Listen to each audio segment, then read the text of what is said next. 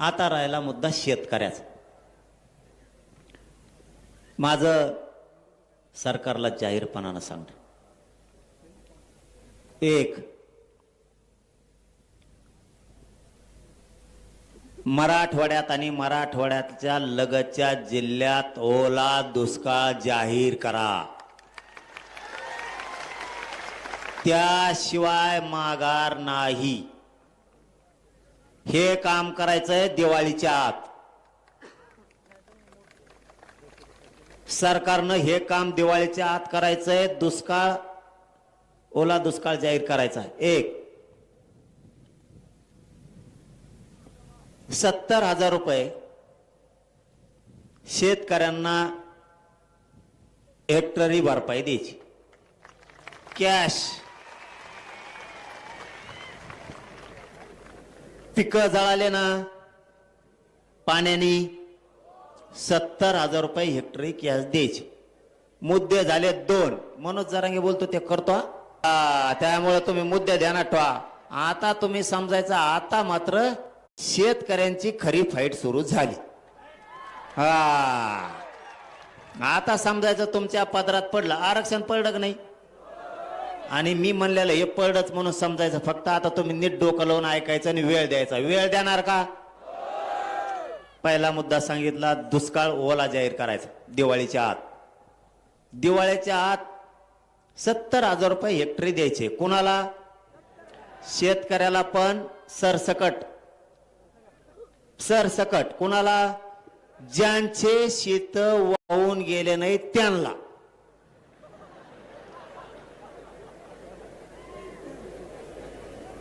शेत वाहून गेले नाही त्यांना, म्हणजे त्यांच्या शेतात पाणी साचलं, पीक जळून गेलं, म्हणजे त्याचं 70,000 रुपये हेक्टरी नुकसान झालं. आता राहिला दुसरा, ज्याच्या नदीच्या शेजारचे वावर वाहून गेले आणि पीक वाहून गेलं, त्यांना 1,30,000 रुपये भरपाई द्यायची.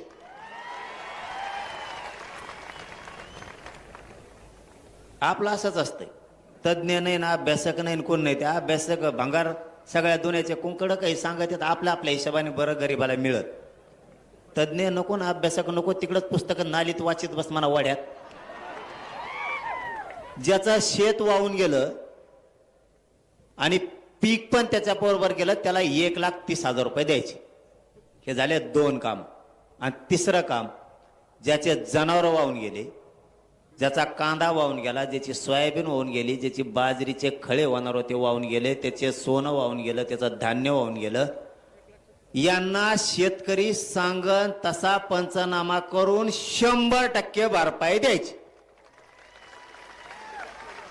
म्हणजे घर पडलं, शेळ्या वाहून गेल्या, जनावर वाहून गेले, म्हशी वाहून गेल्या, काहींचे कांदे वाहून गेले, काहींचे बाजऱ्या काढल्या होत्या ते वाहून गेल्या, काहीचे सोयाबीन काढून ठेवलं होतं ते वाहून गेलं, काहीचं सोनं गेलं, घरातल्या भांडे बासनं गेले, मोटरी गेल्या, पाईप गेले, कोठा वाहून गेला, काहींचं भितडं घर वाहून गेले, काहींच्या नळ्या वाहून गेल्या, काहींचे सौर ऊर्जा वाहून गेले.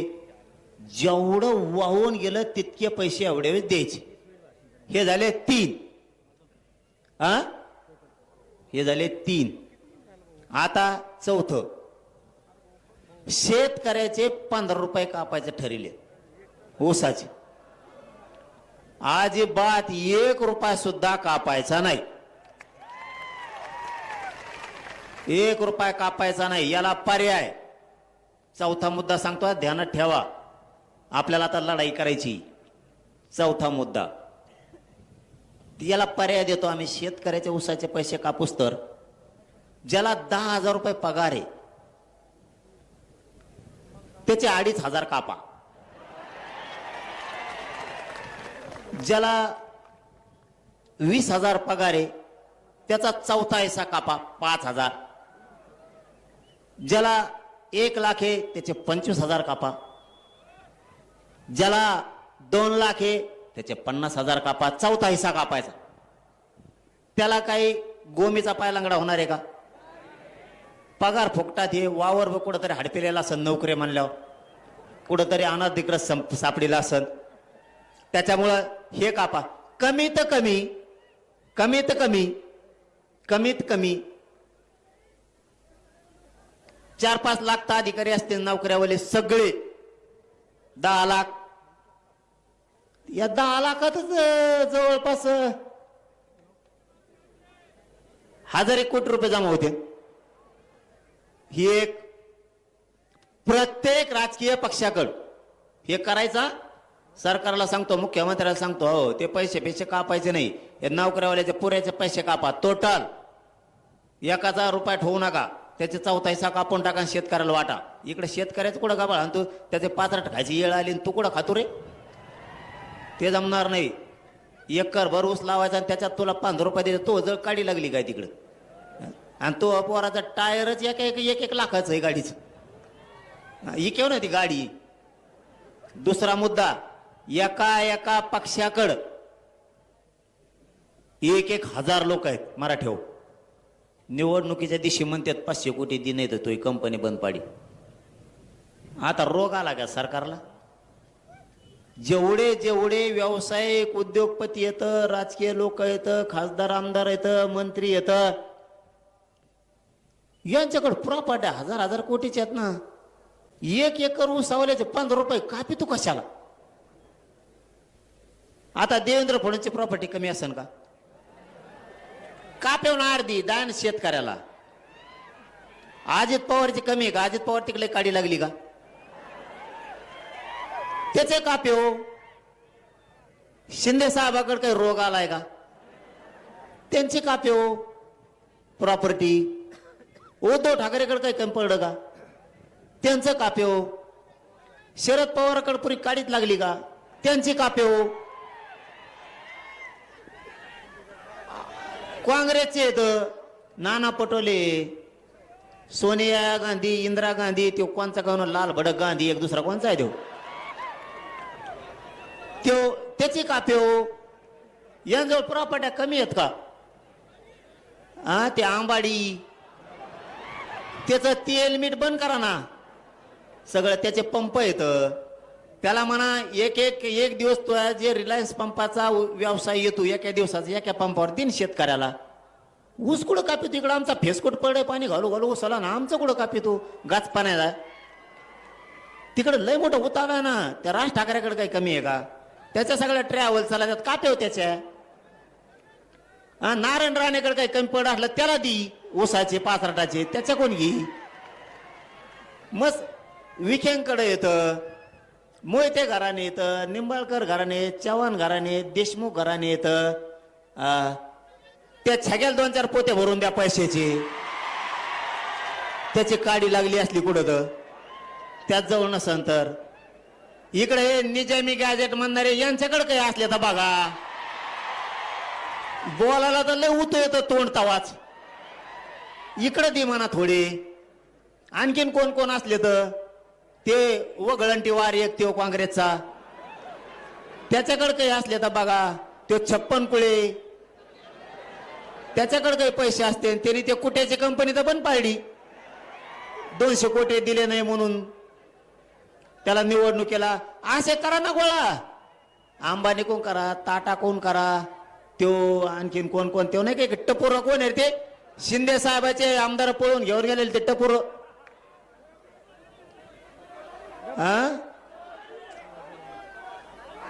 ते नाही उंटावणे नाकाचं ते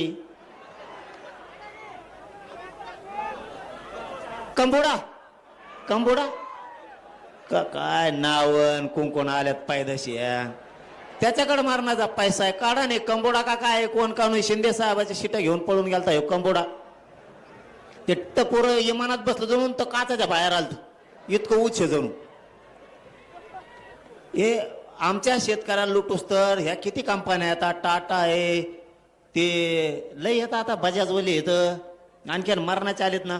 यांचे कोण घ्या ना. हे जमतं का निवडणुकीच्या टायमाला पैसे घ्यायला उद्योगपती कोण? हिऱ्याचे माणिक मोत्याचे व्यापारी येतं, आमचे जैन मारडी येतं. मस्त उता आला ते हमेशा कवा शिराच वाटीत लोकांना एवढं पैसे वाटा म्हणा. आओ पटेल पटेल गेलाच उधार घ्यायला तिथं झक मारायला. पाटील पाटला दिलं 5-5 जणाला उधार घेऊन. बोकांडी टाकलं त्या मारड्याने आमच्या याचा सकट 3 रुपये शेकडा. आपला म्हणतो 5 होता रे, 3 दिला, 3 दिले. तो थोबाड हाणलं पाहिजे. 3 दिले. तुम्ही कवा डोकं सुधारणार आहे तुमचं आणि कवा नाही. आता त्यो एक तो मुसलमानाचा हिरो कोणचा आहे रे, ते टीव्हीला दाखवत होते, ते नंबर 1 ला आलाय पैशाला आता जगात. टरबूज खान, शाहरुख खान. हा तो देशात नंबरला 1 ला आला. दे ना म्हणा इकडे जरा. हा हे नाही का जमत मुख्यमंत्र्याला. इतके हिरो येत, यांच्या गाड्या लोक सांगत आहेत एका एकाची 12-12 कोटीची गाडी. हो आपण लोकांच्या गाडीत बसलो तर ते मध्ये त्याने आलिशान गाडी घेतली, तो तुतार आणलं पाहिजे, आलिशान घेतली. त्याच्या गाडीत बसून आलो आणि म्हणा आलिशान गाडी घेतली काय याची. त्याने जर डिझेल नाही टाकलं मला पैवावं लागेल रिक्षा.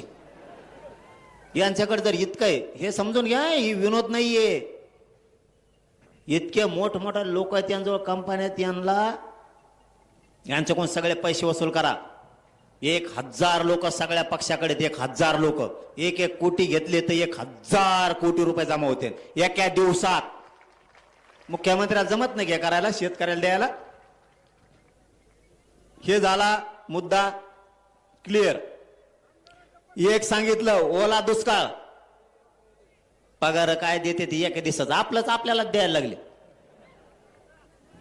हे आपल्याला द्यायला. मुख्यमंत्री देवस्थानाला पैसे मागत आहेत, देवस्थान 1-1 कोटीची मदत करतात.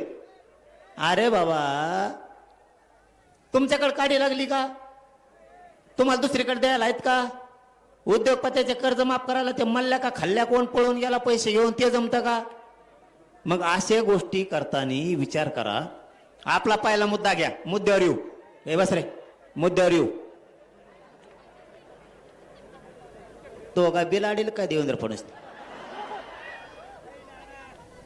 तमोक टाक खाली तोंडातली. इतक्या लोकात तमोक खाल्ली होतो काय चाभरा जाऊ नाही रे. बर दिसून तरी द्यायचे नाही, कपारा ठेवायची. हे इथं पटांगणाला ठेवली. येणे मुंबईत असंच घाळ केलं मला. कोण मला बाबा पहिले माहीत झालो ते रोडला बॅरिकेड लावायचे पळत म्हणून. अवघड पट्टे ते, कुठं झेंडे ठोकेले, कुठं नाही कुंकडे नारळ काढले. पुन्हा मुंबई विखे साहेब म्हणले काही काम सांगा, फडणवीस म्हणले काही काम सांगा, पुन्हा मुंबईला येऊ नका. नारायणगडावर खोटा नाही बोलणार.